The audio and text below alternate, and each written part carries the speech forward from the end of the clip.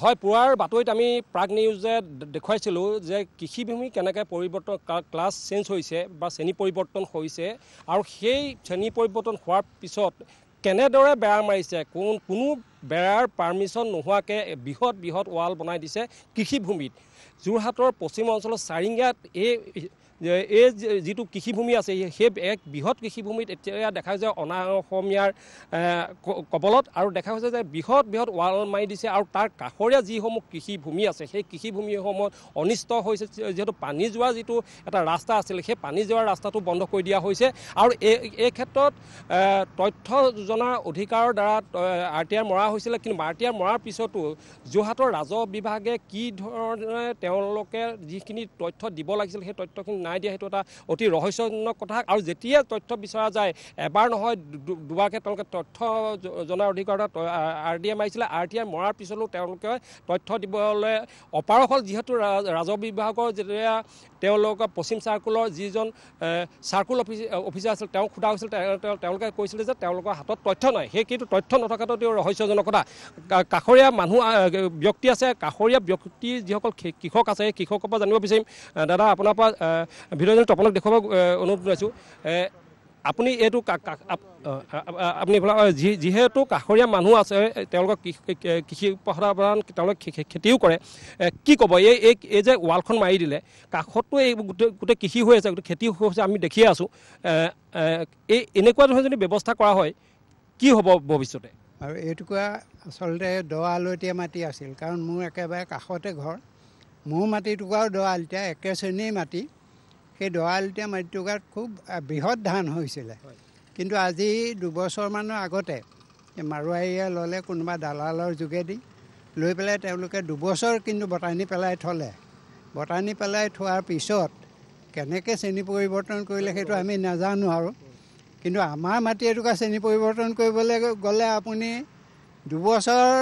অহা যোৱা কৰি থাকিব, তাৰ উপৰি পইচা পাতি লাগিব। 2 কঠা মাটি শ্ৰেণী পৰিৱৰ্তন কৰোঁতে আপোনাৰ 15,000 টকা দাবী কৰে। গতিকে এই মাৰোৱাৰীৰ ইয়াত 52 কঠা মাটি আছে বুলি শুনিছোঁ। গতিকে এই 52 কঠা মাটি কেনেকৈ শ্ৰেণী পৰিৱৰ্তন কৰিলে সেইটো ৰহস্য। আৰু দ্বিতীয় কথা হ'ল যে আমাৰ প্ৰায় কাষৰ 18 ঘৰ মানুহ আছোঁ। সেই 18 ঘৰ মানুহৰ পানী এতিয়া যোৱা কেনিও বাট নাই। আগৰ এইটো পথাৰ আছিলে, পথাৰেদি গুচি যায়। আৰু তেওঁলোকে ৱাল দিয়াৰ উপৰিও বিমৰ তলে তলে ঢাপ মাৰি দিলে, আৰু ঢাপ মাৰি দিয়াৰ কাৰণে এতিয়া এটোপ পানীও সৰকিব নোৱাৰা হ'ল। যোৱা বছৰ আমাৰ বাৰীবোৰৰ পাণ তামোল ইত্যাদি এই বাৰিষাটোত প্ৰায় মৰি গ'ল পানী জমা হৈ। গতিকে আমি ভাবিছোঁ যে আমাৰ এই পানী যোৱাৰ ব্যৱস্থাটো কৰি দিব লাগে। আৰু দ্বিতীয়তে এতিয়া মই গম পাইছোঁ যে ইয়াত ফ্লেট হ'ব বোলে। ইতিমধ্যে অতি ডাঙৰ কথা, আৰু চইল টেষ্ট হৈ গ'ল। 12 ঠাইত চইল টেষ্ট কৰিলে গোটেই মাটি টুকুৰা। আৰু তাৰপিছত এতিয়া ডিচেম্বৰৰ পৰা ফ্লেটৰ কাম আৰম্ভ কৰাৰ কথা আছে। গতিকে ফ্লেট হ'লে আৰু বিপদজনক হ'ব, কাৰণ আণ্ডাৰগ্ৰাউণ্ড যিটো ৱাটাৰ, সেই ৱাটাৰটো বিশেষকৈ নাটনি হৈ যায় আৰু পৰিৱেশটো প্ৰদূষিত হ'ব। সেইকাৰণে এনেকুৱা কৃষিভূমি যাতে অকল আমাৰ ইয়াতেই নহয়, এই অনা অসমীয়া এনেকুৱা কৃষিভূমিবোৰ শ্ৰেণী পৰিৱৰ্তন কৰি এনেকৈ বিভিন্ন উদ্যোগ বা ফ্লেট বনাই আমাৰ খেতিয়কৰ মুদা মৰাৰ নিচিনা হৈছে। গতিকে ইয়াৰ এটা সুব্যৱস্থা ল'বৰ কাৰণে মই চৰকাৰক কৰপতে অনুৰোধ জনাইছোঁ। হয়, চৰকাৰে দালাল ৰাজ নাইকিয়া কৰিবলৈ যিটো ব্যৱস্থা লৈছে সেইটো অতি চবেই সমৰ্থন কৰিছে, কিন্তু যিটো বিভাগ আছে ৰাজহ বিভাগৰ যিসকল বিষয়ববীয়া, যিসকল লাট মণ্ডল বা মণ্ডল, তেওঁলোক সদায় কৃষিৰ লগতে জড়িত বা কৃষিত জোখমাখ কৰিবলৈ তেখেতসকলে আহিব লগা হয়, কিন্তু তেখেতসকলৰ ওচৰতে তথ্য নাই। সেইটো এটা ডাঙৰ ৰহস্য কথা। আৰু এতিয়া যিজন ব্যক্তি কৰি গ'ল যে তাত তলত বিম মাৰি দিয়া হ'ল, এটুপি পানী সৰকি যাব নোৱাৰে। আৰু কাষত যিখিনি খেতি আছে, আৰু এজন ব্যক্তি আছে আপোনাৰ পৰা জানিব, আৰু কাষত যিখিনি খেতি আছে সেই খেতিখিনিৰ কাৰণে এটা বেলেগ এটা পৰিৱেশ হ'ব, য'ত যেতিয়া খেতিৰ যি সাৰুৱা মাটিৰ খেতি যি ভূমি কি সুন্দৰকৈ হৈছে, কিন্তু সেই সুন্দৰতাটো দেখা পোৱা নাযাব, যিহেতু ইয়াৰ পানী যোৱাৰ ব্যৱস্থাটোৱে বন্ধ কৰি দিছে। কি ক'ব দাদা? খেতি মাটিবিলাকত এই বিভিন্ন মানুহ বিভিন্ন ঠাইৰ পৰা আহি পেলাই ৱাল দি ডাঙৰ ডাঙৰকৈ দিয়াৰ পৰিৱৰ্তন হৈছে। কৃষিটোতো পানীৰ দিগদাৰী লগায়, আৰু এতিয়া ৰাস্তা পদূলিতো পানী সোমায়। যদিহে পানী বৰষুণ বেছিকৈ দিয়ে তেতিয়া দেখা যায় যে আমাৰ গাঁৱৰ ৰাস্তাটো এতিয়া গুৱাহাটী চহৰলৈকে পানী উফন্দি পৰে। গতিকে এইটো অন্ততঃ যিবিলাক ৱাল দিছে, ৱালৰ তলত যিবিলাক তেওঁলোকে পাইপ দিছে বা কিবা ধৰণে বা বিম দিছে সেই বিমবিলাকৰ এটা ব্যৱস্থা ৰাখিব লাগে পানী যোৱাটো আৰু পানী যোৱাটো ব্যৱস্থা ৰাখিলে অন্ততঃ কৃষিভূমি মানুহবিলাকে অন্ততঃ কৃষি কাৰ্য কৰিবলৈ এটা সুবিধা পাব কিন্তু সেই ব্যৱস্থাটো তেওঁলোকে নকৰি গভীৰ তলৰ পৰা মানে ৱালটো টানি অনাৰ ফলত পানী যাব নোৱাৰি আমাৰ ৰাস্তাই পদূলি এতিয়া বিভিন্ন ধৰণৰ পানীৰ সমস্যা আহি পৰিছেহি বিভিন্ন খেতি বাতি এইবিলাকৰ ক্ষেত্ৰত গতিকে এইবিলাকত অন্ততঃ চৰকাৰেও গুৰুত্ব দিব লাগে আৰু বিশেষকৈ এই মণ্ডল এই ব্যৱস্থাটোৱে আৰু যিবিলাক মানে ৰাজহ বিষয়া এইবিলাকেও তেওঁলোকৰ লগত সহযোগ কৰে আৰু বিভিন্ন শ্ৰেণীৰ মানুহ অসমৰ বাহিৰৰ মানুহ আহি মাটি গাঁৱে ভূঞে লৈ পেলাই আমাৰ কৃষিভূমি নষ্ট কৰিছে গতিকে এইটোৰ প্ৰতি সকলো সজাগ হ'ব লাগে আৰু চৰকাৰো ইয়াৰ পৰা দৃষ্টি দিব লাগে আৰু বিভাগটো যেতিয়া তথ্য বিচৰা হয় বা আমিও গৈছে আৰু মোৰ সতীৰ্থ সাংবাদিকো গৈছিলে কিন্তু তথ্য যে নাই বুলি কয় সেই বিভাগটো থকা নথকা কিবা ৰহস্য আছে নেকি এইটো এটা তেওঁলোকে ফাক জাল তেওঁলোকে যিটো পইচাৰ ওপৰত চলি আছিলে বহু বছৰ আৰু পইচা লৈ কাম কৰিছিলে আৰু এতিয়া হয়তো ওলাই পৰিছে মানুহবিলাক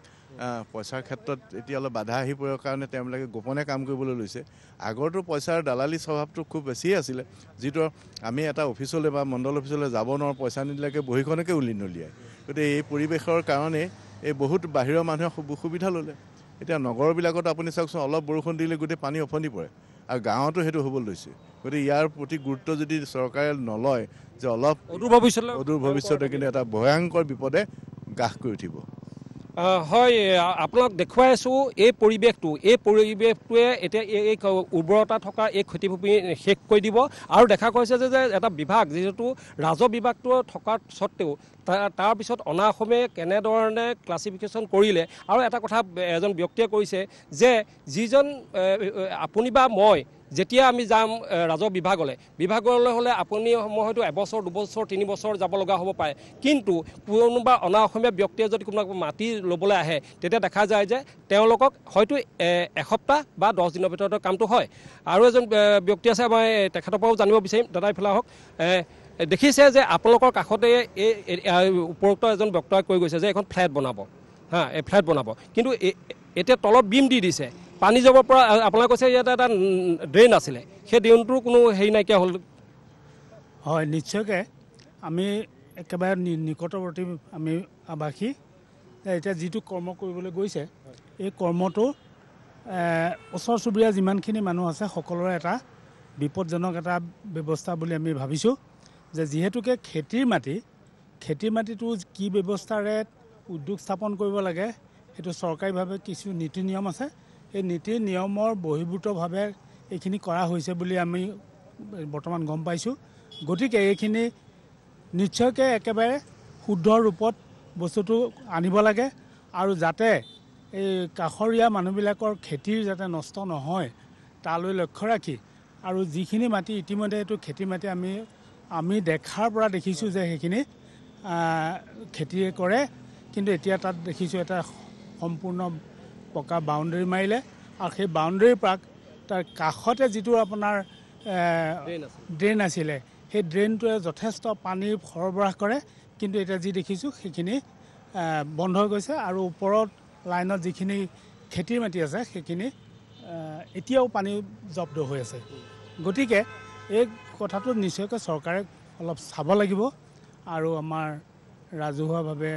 আজি প্ৰাগ আহিছে তেখেতসকলেও এটা উদ্যোগ লৈছে এইটোত আমি ধন্যবাদ জনাইছোঁ হয় এনেদৰে কৃষিভূমি যোৰহাটৰ চাৰিঙীয়া অঞ্চলৰ শ বিঘা মাটি অনাঅসমে কবলত পৰিছে আৰু এই ক্ষেত্ৰত যদি চৰকাৰে ব্যৱস্থা নলয় যি কৃষিভূমি আছিল সেই কৃষিভূমি নাইকিয়া হ'ব